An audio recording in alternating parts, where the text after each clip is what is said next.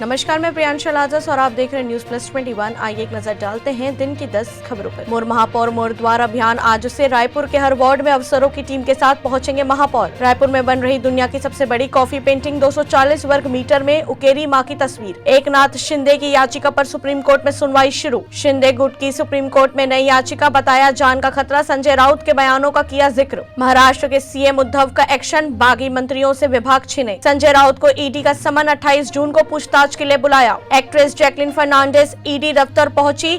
सुकेश चंद्रशेखर मामले में एजेंसी की रडार पर। नितिन गुप्ता होंगे सीबीडीटी के चेयरमैन। केंद्र सरकार ने नियुक्ति का किया ऐलान। पाकिस्तान ने मुंबई हमले के साजिशकर्ता साजिद मीर को सुनाई 15 साल की सजा, पहले मरा हुआ घोषित किया था। आलिया भट्ट ने दी गुड न्यूज, मां बनने वाली है एक्ट्रेस। अस्पताल से सामने आई तस्वीर। ऐसे ही जानकारियों के लिए देखते रहिए न्यूज प्लस 21, आपके हक की बात।